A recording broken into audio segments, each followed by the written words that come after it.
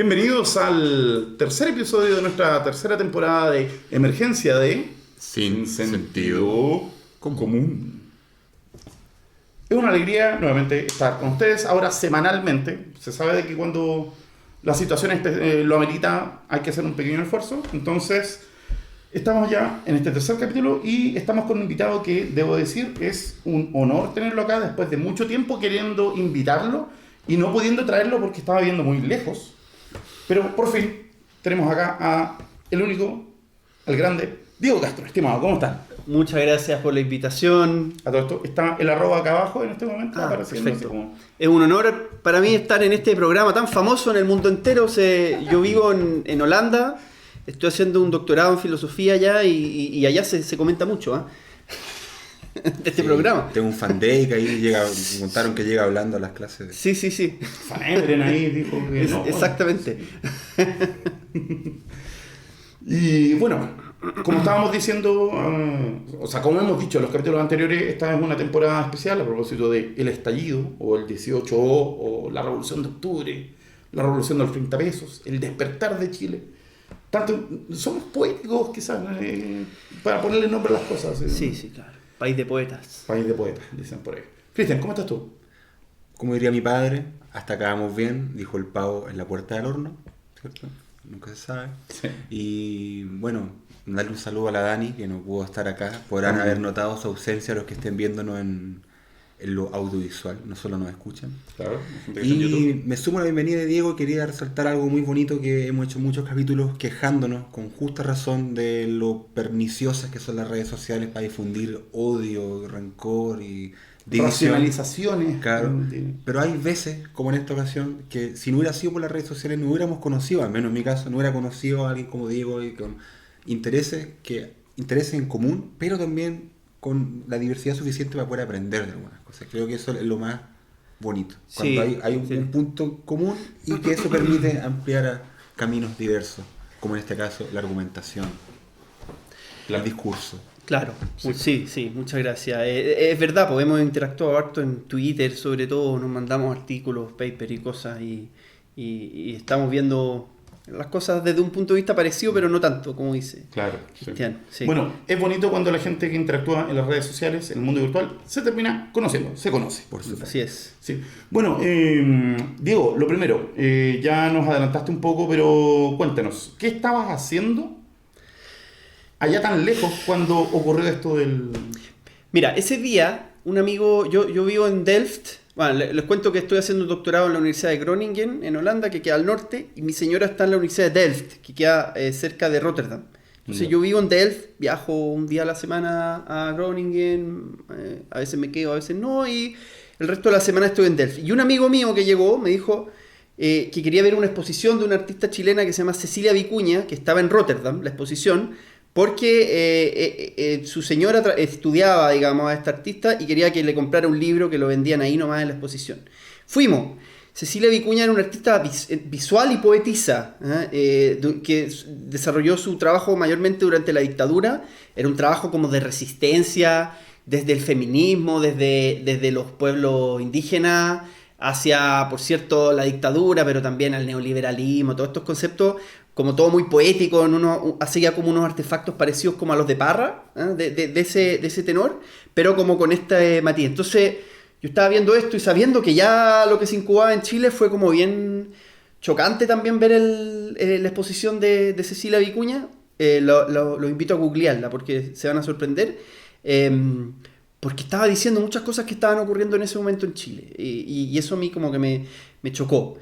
Y después de esto llegamos a la casa con este amigo, nos comimos algo, pusimos la tele y empezamos a ver esta cuestión que se desenvolvía, que uno no sabía cuándo iba a parar. Creo que me terminé acostando a las 4 o 5 de la mañana ese día, el 18 de octubre. Vi la declaración de emergencia, todo con una diferencia de 5 horas, entonces se imaginan ustedes que todo más tarde. Y sobre todo los primeros días con mucha angustia, ¿no? Con mucha angustia de varias cosas, de no entender bien lo que estaba pasando, por qué, de dónde venía, para dónde iba, cómo iba, a dónde se iba a encauzar todo esto, ¿no? Porque la verdad es que era una cosa muy, muy difícil de asimilar, digamos, sobre todo estando afuera. Claro. O sea, me imagino que tu familia está acá, o sea, parte de la preocupación también... Sí, pero mi familia vive en regiones, en Curicó. Bueno, Curicó tuvo algo de movimiento, sobre todo cuando mataron a este joven. Cierto, sí. Pero más allá de eso, por lo que me cuentan, digamos, la ciudad más o menos estaba tranquila. No hubo toque de queda en Curicó, que era No, pues no hubo toque de este queda. caso. No hubo toque de queda. Así que, bueno, por lo menos mi familia estuvo tranquila durante este periodo. Y bueno, curioso, yo creo que a mucha gente le pasa, ¿no? No sé, converso con mis hermanos y hay unos que tomaron un camino y los otros otro. Ahora no sé, nos vamos a juntar todos para la Pascua y creo que o vamos a poner algunos temas tabú o vamos a terminar tirándonos los platos. Va a estar complejo eso. Es complejo. Sí. Y yo creo que va a estar complejo en casi todas las familias, pues, de hecho ya ha pasado ya de gente que reunión familiar, quedó la escoba, ¿cachai? Etcétera. Como sí, y la polarización, o sea, se ve en todo nivel, o sea, en el nivel macro y en el nivel micro incluso también, ¿no? Sí. Parece. Así es. Sí. Complejo tema. Pero bueno, uno la familia la tiene que querer y aceptar igual. No importa lo que piensen. Sí. A ver, a todo esto, tú tuviste un instante así como de fama mediática, por decirlo de alguna forma. Porque tú hiciste un hilo, bueno, tú siempre estás haciendo hilos en Twitter, de hecho por eso recomendamos que lo sigan a Diego en Twitter. No son fomes como los que hacen por ahí, no, estos son entretenidos. No, pero yo no hago hilos, yo dejé esa... No, esa pero lo decía práctica. por ti, lo decía por uno que se hizo famoso, que todos lo criticaban por fome y era más fome que la cresta. ¿Cuál? ¿El del caballo? Claro. No, lo que yo ni digo- siquiera son mesurados. Los míos son de filosofía, la mayoría, pero a veces me tiro por otros lados, pero en Son general 10, son 12 de... tweets, Sí, son razonables. cortos y de filosofía, tratando de aterrizar temas, porque la gente, uno le dice a la abuelita, digamos, que estudia filosofía y te miran con cara de quizás cuestión. ¿No? Con cara Pero vean mis hilos y van a ver que no es imposible de entender. Digamos. Sí. Bueno, No, el la tema es que te entrevistaron para las últimas noticias, básicamente. ¿De qué se trató el hilo? Si les puedes contar a nuestros desorientados auditores a ver, y televidentes. Básicamente de lo que yo estoy investigando, porque hace varios años ya, cuando yo estudiaba filosofía, esta era una idea que me venía dando vueltas, pero cuando estudiaba filosofía me pasó lo siguiente. Hubo un semestre que hubo que estudiar a Kant, ¿no? Y me acuerdo que me costó mucho. Mi profesor era Alejandro Vigo. Yo estudié filosofía en la Católica. Muy duro, muy difícil. No, legendario. Vigo Legendario. Es leyenda. No lo conozco en persona, pero es una leyenda de... Logré sacar Kant, logré entenderlo, pasé el ramo, me metí en su lógica, ya, lo pasé. Semestre siguiente me toca con un ramo sobre Hegel, ¿no? Básicamente la mitad del semestre fue destruir a Kant, ¿no? Y ahí yo me hice una pregunta, digamos, estos son probablemente los dos tipos más inteligentes dentro del top 5 de los más brillantes de los últimos 1000 años.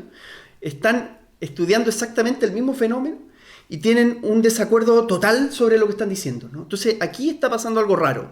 Esa es como una pregunta que a mí me surgió hace muchos años y que después yo la llevé también a lo cotidiano. ¿Cómo es posible que dos personas mirando el mismo fenómeno en una hora de almuerzo, en una sobremesa, tengan una opinión completamente opuesta sobre el mismo tema? ¿Cuál es el problema filosófico que está ocurriendo ahí? Y bueno, lo dejé botado ese proyecto un tiempo, porque yo también estudiaba Derecho, me puse a trabajar como abogado y en algún momento lo retomé y es lo que estoy haciendo ahora. Y es estudiar el problema del desacuerdo, cómo ocurre y cómo podemos superar el desacuerdo, que es algo que creo que está también muy atingente en el día de hoy. Porque la tendencia como natural que tiene todo el mundo es decir, estamos en desacuerdo porque yo tengo la razón Sí. y tú eres un idiota, ¿no? Sí. Básicamente, o también eres un idiota o tienes intereses ocultos, ¿no? Claro, sí. Ese es como una tendencia súper natural. Mira, yo tengo la razón y tú eres un... Estáis viendo las cosas mal. Estás viendo las cosas mal. Desinformado. Estás desinformado. Sí. Y esa tendencia, cuando se exacerba y se lleva a una polarización muy fuerte, te lleva básicamente a la violencia, porque el que tú crees que es un completo idiota o es un interesado no tiene derecho a expresar lo que me está diciendo. Digamos, metámoslo al loquero, prohibamos su partido político. O un campo de reeducación. Mandémosle un campo de reeducación, digamos. La historia de los totalitarismos es esa. Sabes que esta es la doctrina oficial y si tú estás fuera es porque eres un imbécil o porque estás jugando para el enemigo y por lo tanto Eres un traidor. eres un traidor, Sí. entonces te tengo que mandar a un campo de reeducación, ¿no? Pero tenía que haber alguna otra fórmula, otra forma de mirar estos problemas, ¿ya? Y ahí me empecé a meter con el tema del desacuerdo profundo, que es el primer capítulo. El primer capítulo de ese sentido común. A esta altura es un clásico, es el uno de Led Zeppelin, digamos, a esta altura. Y a ver, digamos, lo que hice en esa entrevista el lunes es mostrar que me di cuenta que no solo está el problema del desacuerdo profundo, ¿no? No lo vamos a explicar ahora, vuelvan al capítulo. Capítulo número 1, sí. Sino que había muchos casos que uno podría llamar de desacuerdos persistentes, donde las personas daban argumentos y ninguno iba a ser capaz de convencer al otro. Por ejemplo, está el caso efectivamente de que una de las partes tenga un sesgo cognitivo fuerte, digamos, que le impida ver ciertas cosas, ¿no? O está el caso de un contexto que te impida desarrollar un argumento o entender un argumento con suficiente claridad, ¿no? Por ejemplo, en un contexto político, en el Congreso, tú tienes a tus votantes detrás, tienes a gente de tu partido, tienes un tiempo limitado, es muy difícil que te cambien lo que tú estabas pensando desde antes, digamos. Es el contexto ahí el que te, por así decirlo, te determina. Y a veces incluso ni siquiera eso, porque tú pones a dos nerds a hablar sobre las películas de Star Wars y probablemente pueden estar 3 años hablando de cuál es la mejor película, ¿no? Y peleando. Incluso siendo fans de la película se da mucho de que se pelea respecto de que no, si no era tan mala, así que ¿cómo que no era tan mala? Si es pésima. Y peleando. Entonces, a todo este fenómeno yo le llamo desacuerdo persistente. Desacuerdos que se mantienen más allá de los argumentos que se puedan dar. Y esto de alguna forma es una teoría que va a poner un poco en duda a una idea que es como más, como hablábamos antes fuera de cámara, más como habermasiana, sí, y que tiene su expresión allá mismo en Holanda en la teoría pragmadialéctica de que, mira, si tú y yo estamos en desacuerdo, yo te puedo presentar un argumento y si el argumento está suficientemente bien planteado, tú lo vas a entender y vamos a ponernos de acuerdo. Y si no, si yo no lo puedo defender bien, entonces, bueno, cada uno se queda con el suyo, pero tú probablemente me vas a lograr convencer después.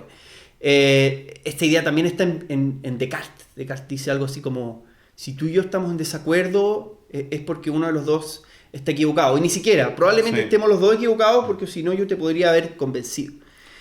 ¿No? Es que el criterio de verdad cartesiano precisamente admite ese tipo de embrollos porque plantea la verdad en términos de que una idea es verdadera cuando aparece de forma clara y distinta. Exacto. Significa que el error entonces significa que no estoy viendo claramente la realidad. Exacto. O que no estoy haciendo las distinciones que corresponden. Claro. Eso además es una visión de la verdad que tiene una consecuencia política que es muy querida para la cultura en la que vivimos, que es la civilización occidental liberal democrática. Uh-huh. O sea, esta noción de que puede haber algo así como un orden común bajo al mismo tiempo un pluralismo ideológico. Claro, sí. O sea, que va a haber un congreso donde vamos a llegar a dialogar partidos políticos distintos y si bien vamos a tener intereses distintos, como decís tú, hasta financiamiento con intereses opuestos, nos podríamos hipotéticamente poner de acuerdo. O sea, que hay un piso mínimo de racionalidad sobre el cual se construye. Claro, esa es la idea. Claro. Y justamente, Habermas, bueno, aparte de que está más mayor,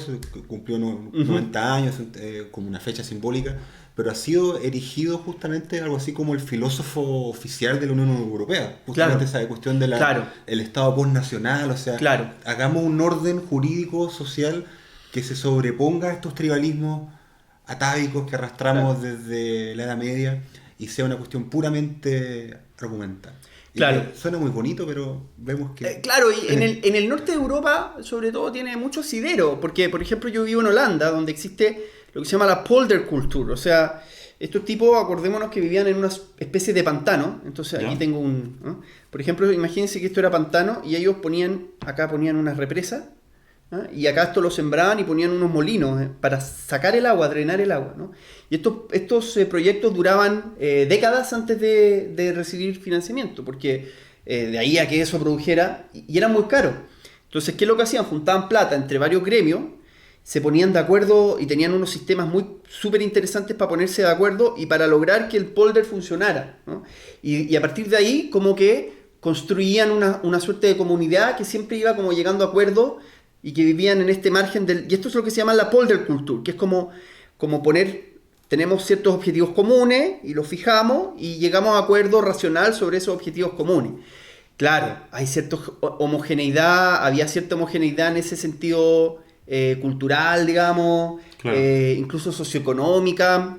Bueno, en Holanda habían los católicos, los protestantes, pero armaban distintos polders, así que ni siquiera tenían ese problema. Entonces cada polder efectivamente ocurría que llegaban a acuerdos que eran súper racionales, súper habermasianos.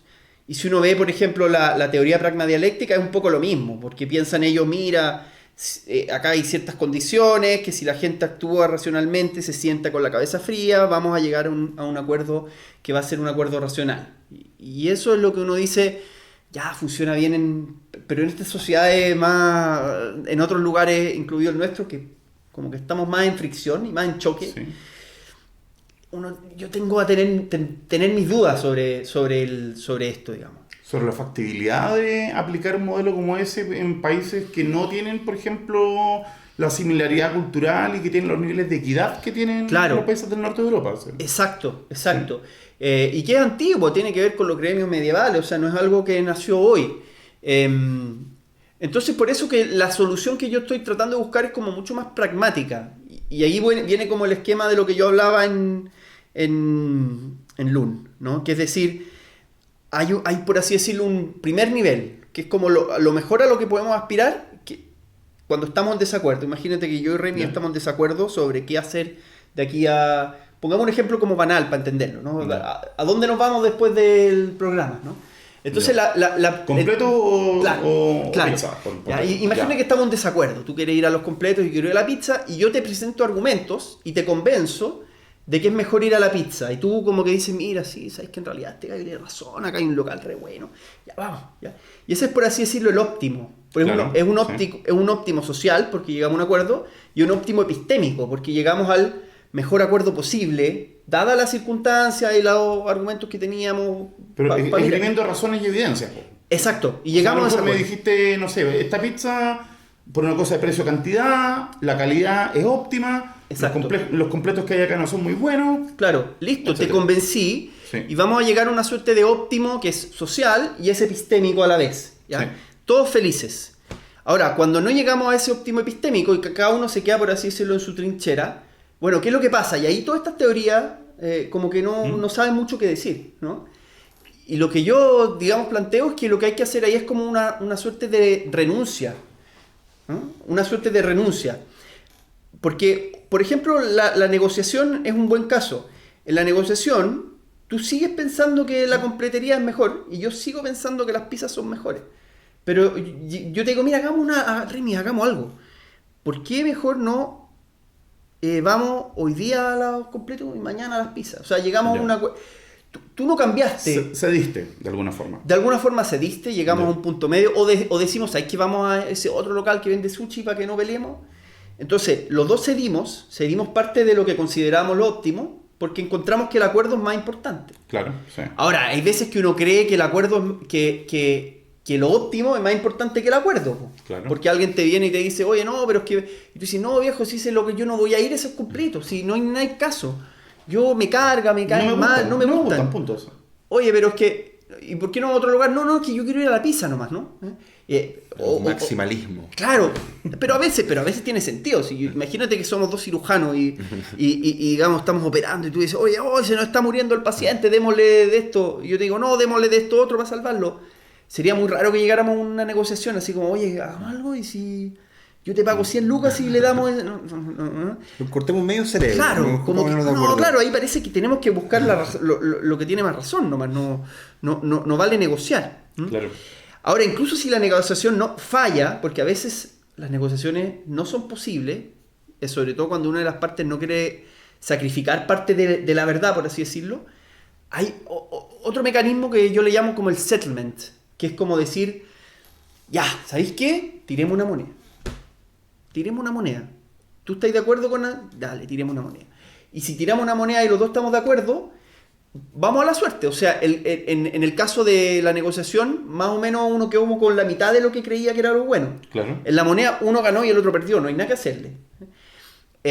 Incluso eso tiene como algunas versiones jurídicas, ¿no? Como vamos a un juez. ¿Ya sabéis qué? Hagamos esto, no, hagamos esto otro. oye, pero negociemos, tipo, no estoy ni ahí contigo, ya sabes que te voy a mandar, porque Vamos yo a- tengo vamos a la juicio, razón, entonces. ¿ya? Sí.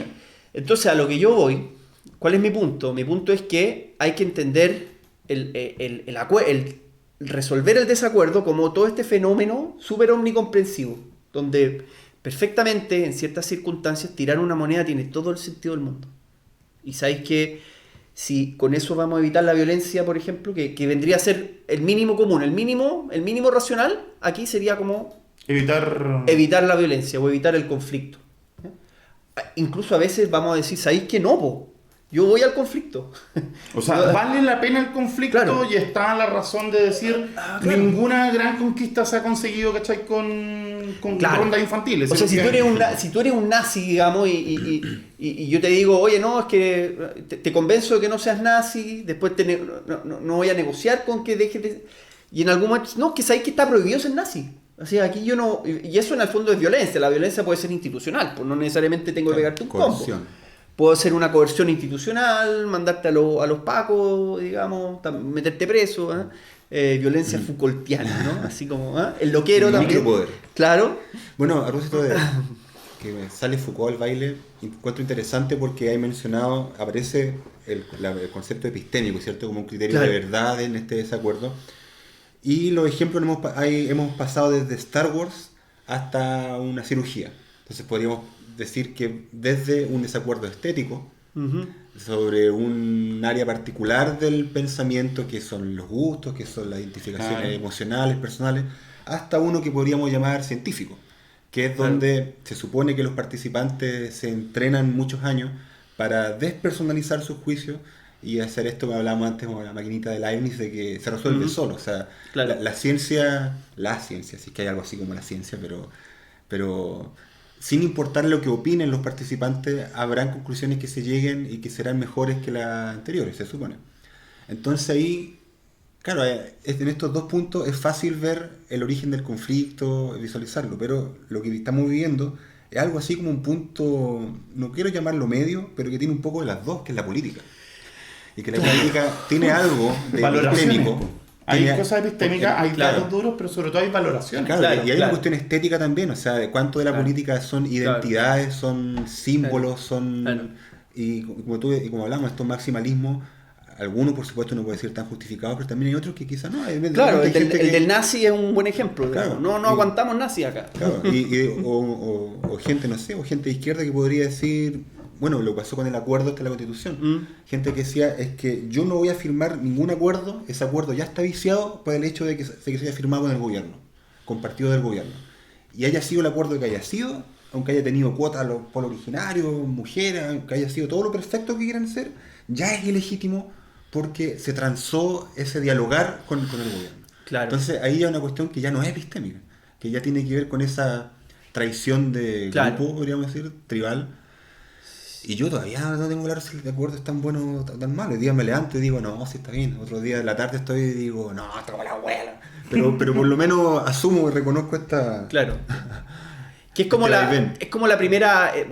Voy a ir a lo epistémico, pero antes.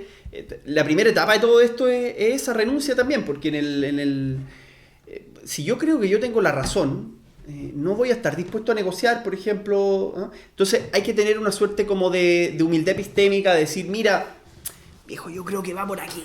Creo que la cosa va por aquí, pero sabéis que si no te puedo convencer, bueno, hagamos algo al respecto. No voy a seguir insistiendo en el punto. En algún punto digo, ya, sabéis que voy a bajar voy a bajar 2 cambios y decir, ya, vamos. Entonces dudar un poco. Yo creo que una de las cosas que ha faltado en Chile un poco es como esa duda, esa humildad de decir, mira, eso partió desde el gobierno, yo creo, desde el gobierno decir, no, si aquí, por aquí va la cosa y no nos vamos a mover de aquí, ¿no? Sí. Y eso sabemos cuáles son las consecuencias que trajo. Respecto al uso de la palabra epistémica, yo creo que podemos tener un sentido como súper amplio o súper estricto. Yo estoy teniendo un sentido como amplio, ¿no? Sí, yo creo- Episteme, del También, saber. Sí, conocimiento. Lo Te doy promuevo. ejemplo, te doy algún ejemplo. Por ejemplo, oye, no sé, ¿para dónde vamos a ir en la tarde? No, yo sé lo que hay que hacer. O sea, Remy, yo sé lo que hay que hacer. Estás usando la palabra... Confía en mí. Tú estás usando la palabra saber, o tú ves otro, no sé, un tipo que va manejando mal y dices, ese tipo no sabe lo que está haciendo, ¿no? O sea, uno usa la palabra saber, o uno usa la palabra verdad también en esos términos de, por ejemplo, de qué es lo que vamos a hacer a futuro, ¿no? Uno dice, y la política es eso también, ¿no? La política es como, siempre tiene que ver con el futuro, ¿no?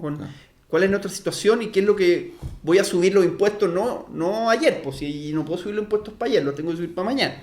¿Qué es lo que para dónde va a avanzar el país a futuro? Y en ese sentido, uno puede usar la palabra epistémico como muy ampliamente, y es el uso que estoy tratando de darle yo. Claro. Y no estoy solo aquí, hay gente, no quiero hacer name dropping, pero podría hacer name dropping de gente que tiene una opinión En los similar. comentarios. Yo quería apuntar algo, por ejemplo, que la política tiene esta dualidad que podríamos llamar, para no querer encerrar mucho el término epistémico, podríamos decir pragmático. Claro. Por ejemplo, que en español se nos confunde el idioma, pero Sí. en inglés es muy claro con la Sí. distinción entre politics y policy. Claro. Sí. Policy. Que esta noción de que, claro, una cosa es la política como Como la decisión actividad, el pragmática, muñequeo del Claro. que hablábamos con Apia Claro. la temporada anterior. y también el conjunto de ideologías y de posiciones morales. Entonces, la política tiene una cuestión muy práctica, muy, como tú decís, por ejemplo, ya el tema de los impuestos, y son el tipo de valoraciones que en principio podrían ser como tu primer desacuerdo. O sea, idealmente se podrían resolver así, como mira, tenemos esta cantidad de plata, alcanza para esto y para esto. Si hacemos esto, puede pasar esta otra cosa, hacemos esto otro, y así. Pero también, por supuesto, eso en la práctica no está separado de estos criterios de gente O que sea, va a la decir, policy no está separada de la politics. Po, en el fondo. Claro. No. O sea, Porque una es administración, por el otro lado, o sea, en el sentido de política pública, quizás. Cuando Claro. se habla de política pública, es ese sentido de política. Claro. Y el otro sería el de la política partidista, ideológica, donde están las valoraciones, los sesgos y otras cosas. Claro, no, son términos bien o sea, son difíciles de distinguir, ¿ah? Pero, claro, yo diría que siempre la política es sobre lo que hay que hacer. Eso es como interesante decir. Y otra pregunta es como, ¿por qué tú crees que hay que hacer eso? Y ahí es como donde entra, por ejemplo, tu valoración moral, ¿no? de las cosas. O incluso si la cuestión se pone más en una versión como anterior del paper que este paper que estoy escribiendo sobre este tema, yo hacía tomaba una distinción que era como de facts, value, policy, como los hechos, las valoraciones y las policy, ¿no? Entonces, los hechos, yo lo que decía es, si hay un desacuerdo sobre los hechos, eso cae en cascada hacia el desacuerdo sobre la valoración y sobre la policy. Claro. Entonces, por ejemplo, si yo, digamos un ejemplo como burdo, si estamos en desacuerdo sobre qué es lo que es el aborto, ¿no? Entonces tú dices, no, yo estoy de acuerdo, ¿no? Bueno, pero ¿qué es el aborto? Y tú me dices, no, mira, el aborto es interrumpir un embarazo en cualquier momento. Y yo te digo, no, el aborto es interrumpir un embarazo en el mes quinto. Obviamente que ahí vamos a tener un desacuerdo, digamos, Sí. porque... O quizás, mira, bajándolo a otro, tomémonos por ejemplo la declaración de Mañalich la otra vez, que decía que Claro. Chile tenía uno de los mejores sistemas de salud del mundo. ¿Qué significa que un sistema sea el mejor del mundo? ¿Mejor para quién? ¿Mejor Claro. cómo? con qué criterio. Claro. ¿Con qué criterios estamos diciendo que es el mejor? Claro, ahí hay un desacuerdo sobre los hechos, y ese desacuerdo sobre los hechos te va a llevar también a un desacuerdo sobre la valoración bueno, mejor es valoración, en todo Sí, caso. sí, claro, sí. Pero todo el tema del fake news, por Sí. ejemplo, no, mira, si lo que pasa en Chile es esto, no, si lo que pasa en Chile es esto, o en el mundo, digamos,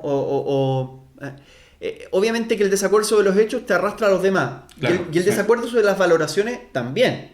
Un desacuerdo sobre cómo yo evalúo algo, en general te cae en cascada hacia la policy. Sí. No, pero el punto al que iba yo es que yo veo que hay como una especie de relación de retroalimentación en el sentido de que los hechos, hablar de los hechos como algo de que los hechos son estos son los hechos objetivos. Claro, existen hechos, pero el tema es que los hechos en que uno se fija para hacer los diagnósticos están teñidos por las valoraciones que uno tiene. Entonces cuando... Marcos teóricos. Porque yo, Claro. no sé, asumiendo un piso mínimo de racionalidad, me imagino que Mañalich, dentro de su corazón, él realmente cree que el sistema de Chile es uno de los mejores del mundo, pero es porque los hechos para él es un subconjunto Claro. de las variables que deberían ser importantes. De hecho, yo te diría, yo sé de dónde salió esa idea de Malelich. Ya, ¿de Salió dónde? de un argumento, de un gráfico de la OCDE que decía Ya. que por cada dólar invertido en salud, cruzaba dólar invertido versus esperanza de vida, y Chile era el mejor. Ya. En el sentido de que por cada dólar aumenta, pero claro, eso es como, bueno, la esperanza de vida primero se explica por muchas cosas, no solo Claro. por No la solo inversión por- en salud, sí. después es solo un factor porque podéis vivir hasta los 90 años pero como el forro, digamos, Claro. entonces, O bueno. sea, por ejemplo, si uno compara la esperanza de vida en otros países latinoamericanos, no podéis atribuir la esperanza de vida solamente a la mejor salud, sino que también, por ejemplo, a los niveles de violencia que Claro. tiene. Etcétera. Entonces, y es interesante porque es lo que pasa un poco cuando los políticos, sobre todo yo te diría en la derecha, no solo en la derecha, pero como que usan como muy pocas variables para analizar como las realidades que son casi infinitamente complejas, digamos. Y que es para mi gusto el problema en este estallido social, como volviendo a estallido social, porque mucha gente quedó así como tilt, de no entender nada. Claro. Porque tú dices, oye, pero es que Chile es desigual. Oye, pero si Chile es menos desigual que hace 20 años. Sí, po, es verdad, po. Si Chile tiene mejor Gini ahora que hace 20 años. Claro. Oye, pero si que Chile hay mucha pobreza. Sí, pero es menos pobre que antes. Oye, pero si que Hemos Chile... progresado. Hemos progresado. Entonces, evidentemente hay un montón de... Si tú juntas 3, 4 gráficos y tú crees que esa es como la realidad y que con eso tú vas a entender la complejidad de una sociedad... O sea, que en el fondo es una utopía, po, pero es una utopía armada con legos, po, en el fondo. ¿cachai? O sea, es como un modelo, el modelo que, del utópico, ¿no? que le llaman ley de Goddard, algo así creo que era, que es cuando un índice de medición se convierte en un fin en sí mismo, Claro. se convierte automáticamente en un pésimo índice de Claro. medición. Mira, es como el caso de... Como el Simpson, el caso más... Yo escribí una columna ahí para que me busquen en Twitter, está mi columna sobre el general Westermore. ¿Sabes quién es el general Westermore? Bueno, el general Westermore es un general de la guerra de Vietnam. Entonces, sí. ¿qué es lo que pasó? Que en la guerra de Vietnam le preguntaba al presidente, sí, ¿cómo vamos a ganar la guerra o no la vamos a ganar? Y no sabían cómo decir cómo les estaba yendo la guerra. Entonces dicen, bueno, vamos a crear un indicador que es el número de bajas. Entonces vamos a decir, mire, calculamos que los norvietnamitas tienen 1 millón de soldados. Y que por lo tanto, si nosotros matamos a 100 personas a la semana, de aquí a 3 meses va a colapsar su ejército y vamos a ganar. Entonces le preguntan a este señor en los medios, oiga, ¿cómo va la guerra? No, aquí a 3, 4 meses estamos listos. Y efectivamente seguían matando gente y la guerra no solo nunca se acabó, digamos, sino que terminaron perdiendo y el general Westermore lo terminan echando. O sea, el tipo busca un indicador, se enamora de su indicador y cree que ese indicador le va a explicar lo que está ocurriendo. Claro. Y es un poco lo que yo siento que pasó en Chile por 30 años. Teníamos 3, 4 indicadores y decíamos, oye, pero esto está avanzando impecablemente bien y teníamos esa ceguera del general Westermore, de no Claro. entender todo lo que estaba ocurriendo por abajo.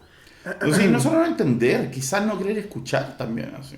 Porque el punto es que, claro, cuando ellos dicen nadie pudo haber previsto que esto iba a pasar. Y es como que, bueno, el 2006, el 2011, las mismas marchas en marzo, ¿qué son? ¿No son precedentes acaso? De que... pero bueno, Así yo es. creo que tenemos que hacer una pequeña pausa. Entonces nos vamos a el respiro para el vasito de Coca-Cola, el cigarrito. Pero ustedes son solo 10 segundos de pausa. Ya volvemos en el segundo bloque de Sin Sentido Común. Ya volvemos. Recuerda que puedes seguirnos en Twitter e Instagram en el @sinsentidoc. También puedes encontrarnos en Facebook en la página Sin Sentido Común Podcast. Y esa fue nuestra micropausa de este tercer capítulo de Sin Sentido Común.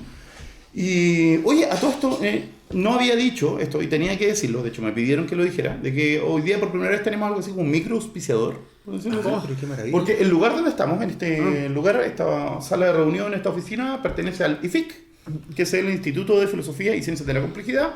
Link ahí abajo. Damos las gracias. Entonces, muchas gracias, obviamente, por habernos concedido este espacio. Y eso, pues, estábamos conversando afuera sobre un montón de temas y ojalá poder acordarnos de todo para retomar y sistematizar lo que conversamos afuera. Y uno de los temas importantes a los que llegamos fue que nosotros terminamos el bloque anterior hablando de esta idea de que básicamente los gobiernos desde el 90 en adelante evaluaron el éxito de la gestión, el éxito de la política pública, utilizando indicadores quizás de juguete, por decirlo así, que no le estaban tomando el pulso al sentir nacional, como diría Jorge. Sí. Sí. Y que pareciera ser que este estallido lo que nos muestra era que el problema era harto más complejo de lo que esta gente se imaginaba o lo que esta gente se podía, podía visualizar. Cuando digo esta gente me refiero a la clase política en general y no solo al gobierno específico de Sebastián Piñera, que es a quien le explotó el globo en la cara, por decirlo así. Pero era un globo que se fue pasando de mano en mano por 30 años en el fondo. Entonces, ¿cómo ves tú el tema de resolver este problema de cuando se habla de los hechos? Porque estábamos diciendo que el argumento es que los hechos indican esto, los hechos indican esto, otro, pero pareciera ser que por un lado hay cierta selección de cuáles son los hechos que se van a tomar como relevantes. Exacto. Y además, esos mismos hechos, o sea, no habría de acuerdo respecto a cuáles son los hechos o los indicadores relevantes. Claro. Y además tampoco hay un acuerdo respecto a cuáles deberían ser los mecanismos para resolver esas diferencias. ¿Y qué es lo legítimo y qué no es legítimo, por ejemplo? En términos de... Entonces, ¿cómo ves tú el panorama actual en el que estamos ahora, hoy, martes 3 de diciembre, con ya 60 y algo días de movilización? ¿Cómo ves tú el panorama? Qué difícil. Sí, esa fue como una pregunta. Sí, de partida lo mismo de lo que hablamos de la complejidad. O sea, una de las cosas que me ha llamado la atención de leer algunos reputados columnistas, ¿no? Ya, así como el rector. Por ejemplo, el rector, ¿no? El otro día, por ejemplo, en una discusión tuitera con otro famoso tuitero, como que solo destaqué algunas cosas del rector, así como que estaban todos pelando una columna y dije, mira, yo voy a hablar de lo siguiente nomás.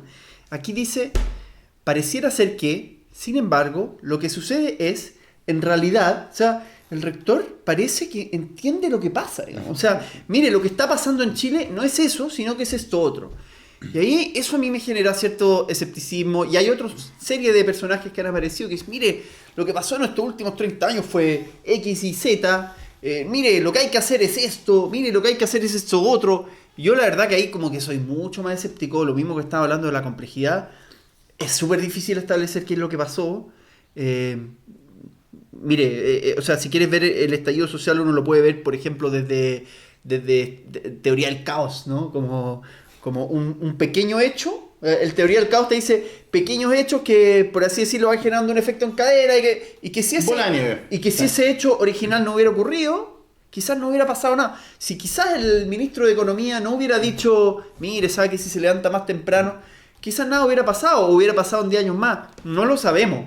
A lo que quiero ir es tal la complejidad de factores y cosas que están pasando que poder decir, mire, lo que está ocurriendo esto y la receta es esta, a mí me parece como un poco básico y burdo y como una jugarreta política que no hay que creerle mucho. Ahora, dicho eso, por eso que yo de alguna forma cifro esperanza en el acuerdo. Yo sé que tú eres más escéptico, pero el acuerdo como decir, mira, no sabemos bien cómo vamos a resolver esto, no sabemos bien cómo vamos a hacer que Chile sea mejor, pero al menos vamos a haber elegido un mecanismo y si la mierda es mierda va a ser nuestra, ¿no? O sea, a lo menos vamos a tratar de ser lo más representativos posible y definir, por así decirlo, una carta Gantt, comillas, para el país, que podrá funcionar o no, pero es nuestra carta Gantt, ¿no? A mí me parece que en ese gesto hay como súper alto valor, independiente del contenido. Y porque el contenido siempre va a ser insuficiente y vamos a encontrar que en realidad esto no era lo que queríamos. Entonces, en eso yo me parece bien el acuerdo, digamos, y hay que darle como su espacio también y su lugar. Y eso, por eso la gente como que lo entra a chaquetear, así como por todos lados, me parece que está haciendo un juego que cae en lo mismo, de decir, mira, yo sé por dónde van los problemas y sé cómo hay que resolverlos. Y eso, la verdad, yo no creo que haya alguien que esté en esa posición hoy. Así veo un poco el problema, muy desde afuera porque he estado fuera de Chile, digamos. Sí, bueno, hay a propósito de conceptos, en realidad iba a decir conceptos peligrosos, pero me retracto, no sé si un concepto es peligroso, somos nosotros los que nos enamoramos y nos aferramos a las palabras, le damos más peso. Pero justamente de críticas al acuerdo, ¿y en base a qué? Y Pamela Giles, por ejemplo, ha tenido un rol muy, no sé cómo llamarlo, farandulero en esta pasada política. Y claro, mostrándole el hacha un poco en alguna, no sé si de lo que hablábamos, no sé si debilidades, no sé si intereses ocultos, pero algo que me causa mucha desconfianza. Y esa argumentación que pasa de que no es que ese acuerdo, que yo insisto, también tengo mis dudas y no digo que no se pueda criticar. Pero de todos los argumentos de criticar, de criticar, yo creo que este es el peor, que es decir, porque no está la voluntad del pueblo. Claro, el pueblo no le dio el mandato a ustedes. como si eso fuera ¿dónde está la voluntad del pueblo? No sé, ¿dónde la vamos a encontrar en las tablas de la ley? Claro, ¿dónde la quieres buscar, digamos? Y aunque estuviera... es como, ¿qué habría que hacer? Habría que hacer como una especie de trabajo de lingüística computacional para ver el contenido de las pancartas. Pero mira, incluso sí, y el tema es, si pudiera... ¿César Hidalgo? No, yo pensaba en otro, pensaba en un nefasto que no voy a mencionar, pero bueno. Pero si tal cosa fuera posible también, ¿qué nos garantiza eso? Claro. O sea, en términos de legitimidad, de valor, esa voluntad podría cambiar mañana, podría equivocarse, podría... Claro, por eso para mí uno de los problemas que ha tenido Piñera, de los millones, vamos a centrarnos en uno nomás. ¿Sí? 99 problemas. 99 problemas, ¿no? Es como la falta de conducción, de entender lo que es conducir. Que conducir no necesariamente es decir una lista de supermercado, que es lo primero que apareció. Primero empezamos con la campaña del terror en Piñera, oye, esto es como Padre Severo, y después entramos como en la lista de supermercados. Pero en ningún momento hubo como conducción, que conducción es como algo súper simbólico, un poco etéreo, ¿sí? Que es como decir, oye, mire, tranquilo, vamos para allá, este es el horizonte, por aquí, por allá, yo lo escucho, yo entiendo sus problemas, creo que los podemos resolver por aquí o por allá, por ahí vamos, como entregar ese sentido como de, estábamos hablando antes en el break, de como el ethos, ¿no? Como sí. Mostrar el ethos, de decir que, mira, yo voy a conducir este problema y vamos a tratar de llevarlo en tal o cual sentido. Y no, pues han hecho como guerra cultural, pues, que es como lo contrario, pues, ¿no? Claro. O sea, como el divide y vencerás, que viene a ser como justamente lo contrario de conducir. Entonces, ese gesto como simbólico del conducir, yo lo veo súper... De hecho, lo veo... no se da. En el ministro de Hacienda está un poco. En el ministro de Hacienda está un poco, digamos, y uno como que le refresca un poco al ejecutivo, pero no, en el presidente no lo veo, pero ni por ningún lado. De hecho, el concepto de liderazgo, así como, porque de hecho, no sé, onda, curso de liderazgo para ejecutivo, 20 millones de pesos en Casa Piedra, una cosa así. Diplomado en liderazgo. Diplomado en liderazgo. Diplomado, sí. Claro. Y yo encuentro que la bolsa de gatos que se produce ahí es que entender liderazgo como precisamente como una lista de supermercado, como un checklist, o entenderlo como un algoritmo, como una secuencia de pasos lógica que se puede sistematizar, es no entender el concepto de liderazgo como, por ejemplo, existía, ponte tú, en el siglo XVIII y el siglo XIX. Yo me acuerdo mucho de cierto personaje llamado von Clausewitz, que es algo así como el filósofo y santo patrono de los militares. Porque escribe un libro sobre la guerra que no es tan popular como el de Sun Tzu, pero es un libro de estrategia. Y él hablaba de una cosa que a mí, un concepto que a mí siempre me ha llamado mucho la atención, que es el concepto de lo que él llamaba el golpe de ojo. El Cap de Oeil. El golpe de ojo. Y el golpe de ojo era, supuestamente, el buen líder tiene la capacidad de ver la situación, evaluarla y conducir efectivamente sin tener que parar a tomar decisiones. O sea que era algo así. Y yo lo veía, básicamente, en ese sentido, lo que está diciendo es que un buen líder es un tipo que ocupa sistema 1 de Kahneman. Es un tipo que razona intuitivamente, es un tipo que es capaz de reaccionar a la contingencia con información incompleta. Exacto. Y que lo orienta precisamente son sus disposiciones y sus valores, no sus conocimientos y habilidades. Y eso es lo que se ve que no está acá. En ese sentido no hay liderazgo. Porque cuando tú entras en los conocimientos, demos un ejemplo tipo más extremo todavía, que el hermano de nuestro presidente, el Pepe Piñera. José, ¿no? ¿Sí? Y José Piñera es como ya el ejemplo más absoluto del general Westermore que yo te decía, ¿no? Sí. Porque claro, José Piñera te dice, no, pero si aquí tenemos un Mercedes-Benz, ¿te acordás cuando... Un Mercedes. Oye, porque si miramos el sistema de FP y lo medimos así, pero claro, no está viendo a los abuelitos que se jubilan con 200 lucas porque Porque bueno, en su mente él dice, pero es que bajo otro sistema quizás no tan perfecto como este se jubilarían con 100, entonces en realidad... Oye, 200 lucas, pero cuando cotizaron. Claro, porque cuando no ahorraron. Porque claro, claro. claro. Entonces eso es como pensar, por así decirlo, desde un marco conceptual que es el tuyo y que tú estás como petrificado. Él lo petrificó estudiando en Chicago y de ahí como que no le movió ni una coma. En Harvard. En Harvard, el Pepe de Harvard, bueno, Sí. ya. No le movió como ni una coma, ¿cachai? Y lo que tú me decís como del el líder, no, pues el líder como que evalúa y va cambiando, pues, si no, Evalúa y reacciona. y reacciona, Pienso claro. que hay un factor que emerge de esto, que es cómo la derecha, y esto es algo global, o sea, desde la Guerra Fría, cómo se despolitiza y cómo su propia escala de valores ya no la asume como una posición política, sino que cree que es el sentido común. ¿Cierto? Esa palabra. Y justamente Esa frase. la otra vez no sé con qué lo hablaba, si salió en el programa anterior, no sé, ya estoy deteriorado ya, pero hablábamos acerca, lo hablé con un profesor, que justamente este error histórico, metodológico del marxismo-leninismo, ¿cierto? De creer que hemos detectado un modelo que es atemporal, que no es una norma solo de la política, de la historia, sino del universo mismo. O sea, en los manuales soviéticos se hablaba de que el materialismo dialéctico explicaba la formación de los átomos, las moléculas, los dinosaurios, todo se podía explicar como materialismo dialéctico. Y que, por lo tanto, si yo lo intentaba aplicar en un lugar y no resultaba, bueno, culpa de ahí de que en las bases no se educaron muy bien, por ahí viene el problema. Y ese tipo de error metodológico es el que estamos viendo en estos momentos con el neoliberalismo. O sea, Exacto. hay un modelo abstracto, universal, que sobrepasa cualquier particularidad social, cualquier deliberación política, y si no resulta, bueno, eso es porque usted no ahorró, eso es porque estos chilenos son muy salvajes, o no sé. Claro. Pero ese modelo no porque es sentido común, es la ciencia, es la verdad.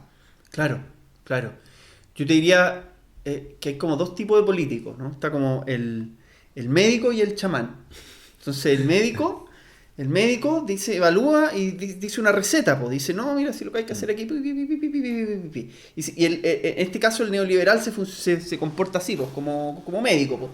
Mira, si usted desregula los mercados, usted achica el tamaño del Estado, usted hace estas cosas y estas otras cositas, usted baja los aranceles, entonces el resultado es oiga, es que sabe que no funcionó. No, pero es que no funcionó porque no me lo aplicó a fondo, pues. Ese es el problema. Que me acuerdo que no se tomó todos los antibióticos. Claro, Ya, sí. claro. Y en cambio el chamán no, pues el chamán te embolina la perdiz, pues te levanta grandes conceptos, la solidaridad y el amor y la justicia y como que te va embolinando la perdiz. Y nunca te dice cómo vamos para allá, pues, ¿no? El chamán... Claro, el chamán se llama la Hayek, como la escuela austriaca. Claro. No, también el peronismo es como chamánico, ¿no? Por darte un ejemplo, así como que grandes conceptos, nunca te explica cómo vamos a llegar a ese resultado y bueno, ¿y por qué no llegamos ahí? No, porque siempre hay enemigos externos o internos que nos están saboteando, digamos. Esos son como uno de los extremos que yo veo de la política, como el médico y el chamán. Puede estar la izquierda y la derecha en ambos, ¿no? No necesariamente va por ese eje, pero bueno. Claro. Ahora, el punto es, bueno, no es ningún misterio y si es que no se ha enterado, se lo volvemos a decir. Este programa, uno de los ejes de este programa siempre ha sido el tema del pensamiento crítico y hablar de pensamiento crítico ya es complejo porque ni siquiera hay un acuerdo respecto al de qué se trata el pensamiento crítico. Mucha gente piensa que pensar críticamente es básicamente saber lógica y saber argumentación y saberse la lista de las falacias, saber resolver tablas de verdad, saberse los silogismos, el cuadrito de Aristóteles, etc. ¿Ya? Y hay gente que entiende el pensamiento crítico como teoría crítica, que es esta línea continental de analizar las relaciones de poder subyacentes en todo, en absolutamente todo. Sí. Entonces ya ahí tenemos un desacuerdo respecto a qué es pensar críticamente. Y si no estamos muy de acuerdo respecto a qué es el enseñar pensamiento crítico, o sea, qué es, tampoco parece que tenemos mucho acuerdo respecto a qué debería enseñarse y cómo debería enseñarse. Esto a propósito de un tema que yo me di cuenta ayer recién, conversando con unas alumnas del colegio, que este año es el último año en que argumentación es un curso electivo en enseñanza media. Y ese curso desaparece ahora. Entonces, en tu experiencia, ¿cómo crees tú que sería, por ejemplo, un buen enfoque para enseñar Ni siquiera hablamos de pensamiento crítico, o sea, para enseñar a pensar, probablemente tal. ¿Cómo lo verías tú que funciona, que no funciona? ¿Cómo ves el panorama Es bien interesante. educacional? Yo así no soy ningún experto en educación. Hice un curso de argumentación y pensamiento crítico, hice 2 en universidades, pero no, así no soy el gran experto en el tema. Pero lo que te diría, así como tú me dices, ¿qué es pensamiento crítico? No, yo primero nada que ver ni con los Althusser, ni con esos tipos. Con eso más o menos lo ubico, pero no soy de eso. Para mí es como pensar críticamente, es como ser capaz de tomar posición, ¿no? O sea, es como ser capaz de tomar una posición como firme, ¿no? Una posición que tiene... o sea, tú te pones en cualquier problema, que puede ser de un problema doméstico a un gran problema político, ¿no? El estallido social en Chile, y ser capaz de decir, mira, yo creo que lo que pasa aquí en Chile es esto, y lo creo por esto, yo creo que la cosa va más o menos para allá. Eso es, para mí, el saber, ser capaz de pensar críticamente, ¿no? Y ser capaz, obviamente, de, cuando me argumentan en contra, defenderme, y si no puedo defenderme, ser capaz de cambiar de opinión, que eso es Claro. algo que Sí. está estamos súper escasos de gente capaz de reconocer sus errores y cambiar de opinión. Pero O quizás yo iría un poquitito más allá, de que estamos escasos de gente que sea capaz de reconocer sus errores honestamente. claro, Porque también se ve mucho decir, ya me equivoqué, pedí disculpas, pero en cierta forma es claro. el gesto para la galería nomás. claro, lamentamos mucho esos comunicados como de empresas, Sí, ¿no? como lamentamos profundamente. Claro. Prometemos que no va a pasar. Entonces, pensamiento crítico para mí es eso. Yo creo que la educación tiene que volverse súper flexible. Creo que estamos en Chile a lo menos atrapados en una como... interdisciplinaria y flexible, digamos, para comenzar. Y el pensamiento crítico tiene que ser como especie de barniz que va como por todos lados, ¿no? O sea, si Claro. te están enseñando historia, te tienen que entender críticamente los procesos históricos, ¿no? O sea, la pregunta no tiene que ser qué año empezó la independencia de Chile, sino, mira, ¿por qué crees tú que pasó esto, digamos? ¿Cuáles crees tú que fueron los factores? ¿Cuáles eran los dos grandes... no sé, pues grafícame las dos grandes posiciones, ¿cuál crees tú que tenía razón? Por darte un O sea, ejemplo. identifica posiciones, identifica Exacto. argumentos, juzga, evalúa. Eso, en el fondo. exacto, Sí. y eso debiera estar como un poco en toda la educación, en ciencias, para qué decir, digamos, es también eso, no es como, no, mira, Newton dijo esto y memorízatelo para aplicarlo en la prueba, sino que mira, ¿cómo habrá llegado Newton a esta idea, digamos?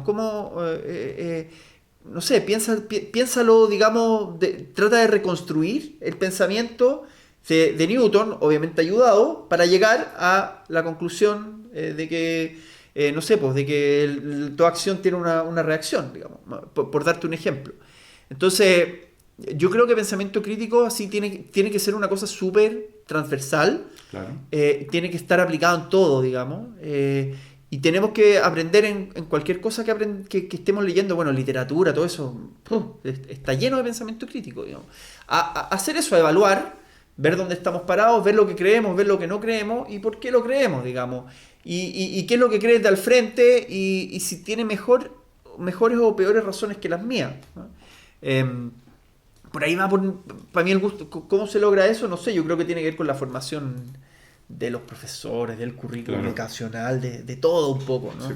O sea, mi impresión, o por lo menos mi evaluación, es que el tema de la carencia de pensamiento crítico, que se le da ese nombre al problema ahora, Claro. de que la gente no piensa críticamente, así como también un par de años atrás o décadas atrás era que la gente no entiende lo que lee también, que era como el argumento Claro. común o que la gente no sabe hablar, etcétera. Si el problema es ¿cómo se llama? Esta ausencia de pensamiento crítico, es un problema sistémico y ese problema tú no lo corriges con un cursito, no lo corriges con un... No, exactamente no.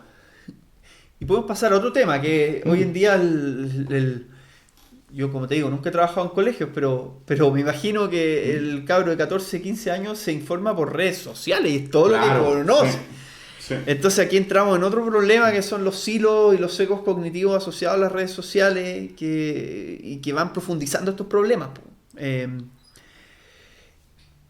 Claro, y lo inherentemente vinculado que está la relación con las redes sociales con aspectos emocionales que se ha estudiado, que ya sabemos que Facebook y que, bueno, Google funcionan con una adicción en el fondo. Claro. Buscarte la dopamina fácil para tenerte amarrado, y eso también otro factor que se impulsa mucho, generar rabia también. Hay Claro. también otro tipo, es un canalizador de información y de reacciones rápidas y fáciles. Claro. Hay una cuestión Entonces, que le he es dado, más difícil. le he dado algunas vueltas yo. Claro, está esta idea como súper clásica de que como que la razón va por este lado y las emociones como que te nublan, no te... Claro, desde pero, Platón. desde Platón, pero que es una idea que hoy en día, tú que cacháis más de ciencias cognitivas, está medio en duda, ¿no? Porque Claro. las emociones nos ayudan a pensar rápidamente y tomar decisiones que Claro, parecen adecuadas. sí, pues. Entonces, claro, yo creo que estos sistemas como cognitivos están bien adaptados a pequeños grupos de cazadores-recolectores. Sí. Por ejemplo, con el problema como epistemológico. O sea, si vivíamos en un grupo y tú me decías ya algo, oye, tal cosa es verdad, yo puedo ir a comprobarlo por mí mismo y eso me da demorar tiempo, o te puedo creer. Y en realidad, si tú eres una persona creíble, te voy a creer, y eso produjo como beneficios evolutivos, creerle al vecino porque la Claro. comunidad se arma mejor, etcétera. Y por la dependencia que evolutivamente hemos tenido entre nosotros y con la comunidad, es que precisamente me emerge esta cosa que la conversamos delante, de que es la vigilancia epistémica. Claro. Que es conceptazo, hay que decirlo. Claro, entonces vigilancia epistémica es como saber si el otro me dice la verdad o no, digamos. Tener así como tener mecanismos, tener Claro. no sé si mecanismos, pero sí tener recursos para poder evaluar la fiabilidad del testimonio de los Claro. otros. Claro, y las emociones, por así decirlo, no son algo que nubla la razón, sino que son como un vehículo de vigilancia epistémica súper poderoso. Y en una comunidad de cazadores-recolectores, si había un tipo que todos nos da desconfianza, este gallo como que me... Y tú vas adaptando esa desconfianza, cada vez que el gallo miente te da más desconfianza, bueno, tenía una vigilancia epistémica, cada vez que te viene a decir algo como que tú no le creí. Entonces, ¿a qué es lo que yo voy con todo esto? Que es que de alguna forma las redes sociales como que abusan de estos mecanismos de vigilancia epistémica. Porque tampoco existe y pulverizan los institucionales. Porque aquí viene otro concepto, cuando estas por así decirlo, grupos de cazadores-recolectores se convierten en imperios. Bueno, ¿cómo sabemos si el tipo que yo nunca he visto en mi vida me dice la verdad o no? Si yo no tengo una idea preconcebida de él. Y ahí están como los mecanismos institucionales de vigilancia epistémica. Entonces, por darle un ejemplo, los journals, así como científicos, son un mecanismo institucional. Claro. O sea, si algo pasó por peer review, se supone que más o menos es cierto y uno tiende a creerle. Los medios de comunicación cumplen esa misma función. Claro. A veces mienten, pero más o menos uno tiene una presunción en favor de lo que me dice un medio de comunicación. Y el problema de las redes sociales es que ahí esto se pulverizó. O sea, ya las redes sociales no tienen mecanismos institucionales de vigilancia epistémica. Salvo por Wikipedia, que tiene una especie de peer review. Sí. Cualquiera puede escribir lo que quiera en Facebook o en Twitter o lo que quiera, puede inventar cualquier noticia y esa noticia va a circular y no hay nadie que desde lo institucional, por así decirlo, diga, corte el que diga, no, esto es cierto, no, esto no es cierto. Claro. Y que lo que pasa que al final estas mismas emociones que usábamos cuando éramos cazadores recolectores para evaluar la verdad, las estamos usando ahora para evaluar una noticia que viene de un tipo que yo nunca he visto en mi vida, pero que parece que es de la misma banda de los que soy yo, Claro. o del mismo grupo. O el audio de WhatsApp de O la es de- señora que es la Claro. vecina del primo del peluquero, ¿cachai? Entonces la gente va a creer esos fake news porque están usando un sistema 1, de su sistema 1 para evaluar, Intuitivo. intuitivo, emocional, y a partir de sus emociones, que es una respuesta evolutiva súper útil y necesaria para entender cuál es la verdad, usan ese sistema evolutivo para evaluar cosas que dijo un tipo que nunca conocieron, que no saben lo que es, y eso no pasó a través de ningún filtro institucional. Entonces, ¿qué va a pasar? Que la gente se va a creer lo que le digan. Y ahí lo interesante y terrible a la vez, George Lakoff publicó, o sea, no lo escribió él, pero retuiteó, lo puso en Facebook, un artículo bien interesante sobre los bots y cómo el mecanismo por el cual manipulan la información. Y claro, uno está acostumbrado a, no sé, pues ya la típica, el bot del ser ese de Paine, que no vamos a mencionar. Claro, El salchichero. Claro, el salchichero que se mete, no sé, vía Pinochet, cosas así. ¿Eh? Que es más que nada marcar presencia. Claro. Pero estos son procesos más complejos, que en general los que lo que le acusan a Rusia, ¿cierto? El típico, ya la imagen del bot ruso que intervino en el Brexit, en la elección de Trump, y es que el bot, o los cientos de miles de bots, toman posición por ambas partes. Y lo que hacen es ganarse la confianza de esa comunidad, de esa tribu, podríamos decir, Claro. dando las señales correctas. Entonces, por ejemplo, cierta cantidad de bots, por ejemplo, en los Estados Unidos, eran perfiles de gente que decía ser Republicana o demócrata. claro, pero de forma indirecta. Por ejemplo, ninguno decía demócrata, sino que era un negro, una persona homosexual o no heterosexual, digamos, trans, inmigrante, y dando información verdadera muchas veces. O poniendo, no sé, música que más o menos es del interés de otras personas. Alineado con tu... Claro. Porque no sé, pues es imposible ser de izquierda y escuchar a Ted Nugent, por ejemplo. No, me pierdo yo ahí con el metal. Ya, digamos que sí. Que es como country rock muy facho. Así, Pero es como, digamos, en Chile, claro, si tú te ponías un perfil de alguien... Claro. te ponías, no sé, un póster de Sol y Lluvia o de Sí, Silvio. pues, Claro. el perro mata Paco y ponís canciones de Mon Laferte, claro, o no soy facho, está más o menos claro. Claro, Y eso claro. mismo lo hacís para el otro lado. Y cuando ya se había generado esta red de confianza, cuando ya estos bots estaban plenamente camuflados ¿Ya? en esa comunidad, empezaba el trabajo de polarización. De cada vez empezar a poner posiciones más extremas y más irreconciliables con los otros. Qué brutal. Sí.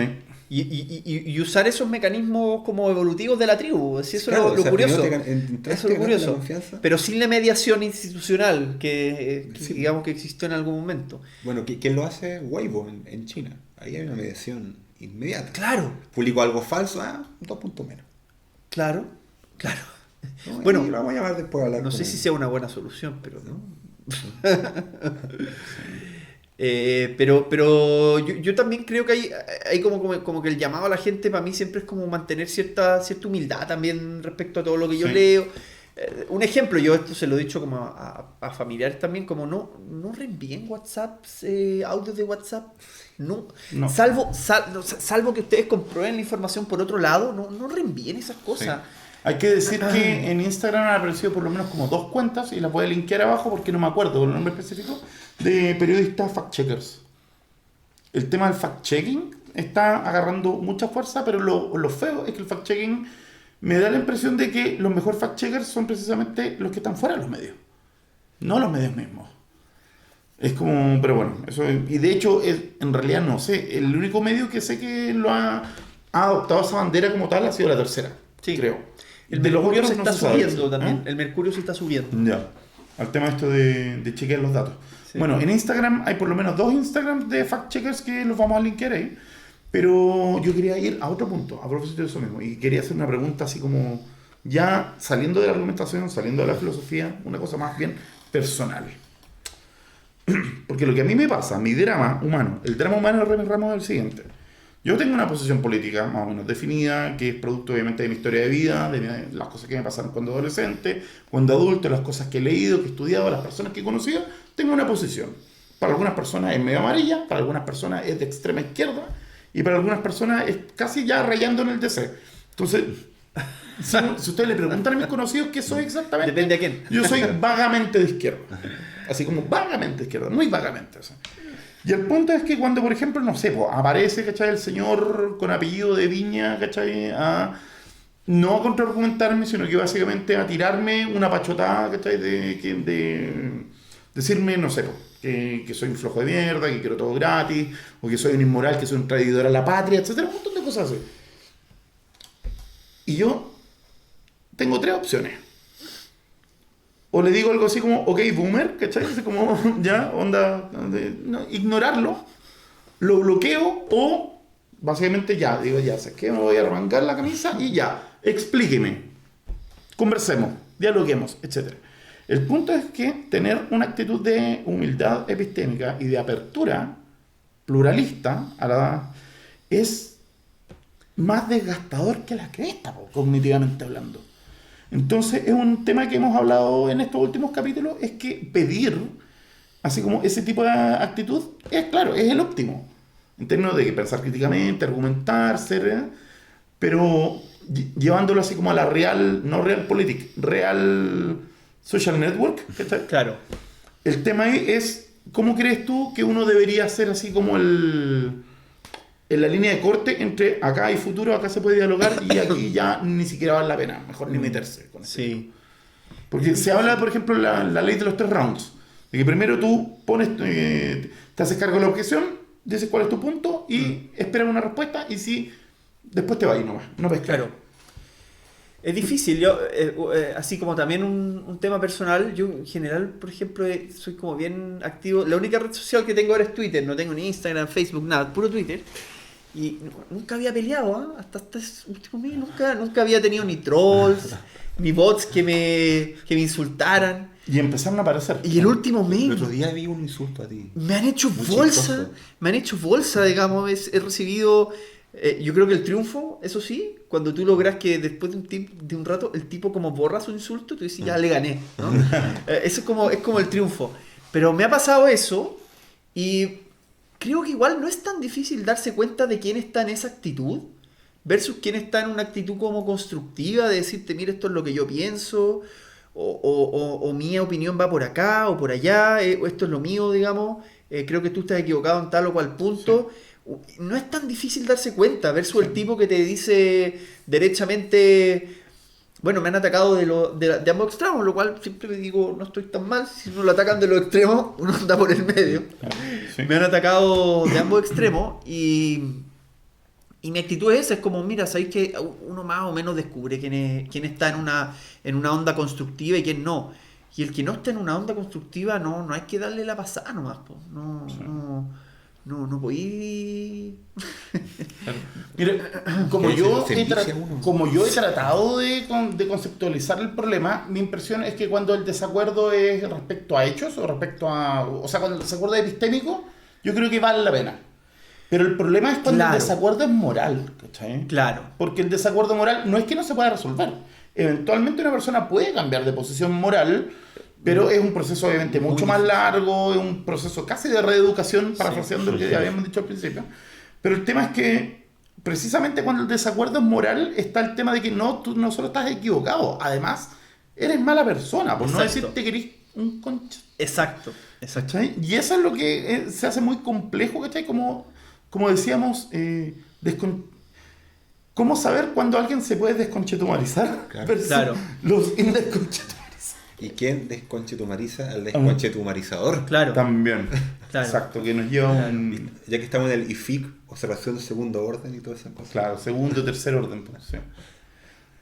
Ay. Oye, pasan 2 cosas. Una, que llevamos más de media hora. 2, que se nos está acabando la batería. Así que creo que deberíamos hacer algo así como un cierre, porque hemos hablado de un montón de cosas.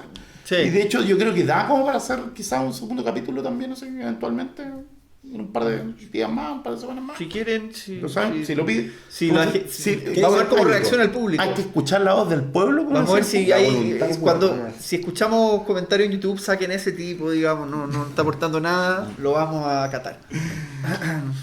Entonces, así como para el cierre, Cristian, así como palabras al cierre. Cuídese, mire que hay peligro y seremos todos muy necesarios. Nos vemos en la próxima. Primero, gracias por la invitación a este Gracias a ti. espectacular programa que está revolucionando la forma de entender el conocimiento en este país. Algún día estos capítulos serán vistos como los clásicos, Claro. como oye, eran buenos, la gente va a decir, yo los seguía desde el principio, ¿no? Cuando eran independientes. Cuando yo los seguía, ahora se vendieron, pero cuando eran Cuando estaban vivos, independientes. ahí yo lo vi. Sí. Así que no, muchas gracias por la invitación, una conversación súper interesante. Así como mi palabra al cierre, solo eso, agradecer y a la gente que está mirando también, cuídense, bájenle 2 cambios a sus creencias, eso diría yo, ¿no? No estén tan seguros de lo que... Eso no significa ser relativista, íbamos a hablar del tema relativismo, Sí, no de hecho, entramos. un tema, sí. No significa que todo sea cierto o que sea cierto P y no P, sino que significa, mira, yo creo que la cosa va por acá, estoy dispuesto a cambiar de opinión. Yo creo que esa es una actitud que hay que tener, digamos, en todo orden de cosas. Eso. Yo lo diría en el sentido de que nunca perder de vista que lo que uno tiene son creencias, en el fondo. Y que lo que hace la diferencia es el grado de justificación que puedan tener esas creencias. Claro. Y obviamente justificar una creencia, a lo mejor no estamos de acuerdo en cómo se justifica o cómo se construye el conocimiento, pero por lo menos hay una noción de sentido común, ¿cachai? Que es ser capaz de defenderla con argumentos que no sean, o con razones que no sean por lo menos manifiestamente falsas, ¿cachai? O sea, por lo menos no mentir, como Claro. básico, ¿cachai? Y nada, pues atento a las mentiras, que ustedes saben que hay muchas Sí. dando vueltas. Tienen patas cortas, dicen. Ojalá. Ojalá. No sé, yo en estos tiempos que corran. Bueno, ya pues, entonces nos despedimos. Muchas gracias por su atención, como siempre. Y nos estamos escuchando y viendo la próxima semana en Sin Sentido Común. Acuérdate, like, dedito para arriba, comparta, suscríbase, mándeselo a la tía, al vecino. Nos vemos. Chao. Chao, chao.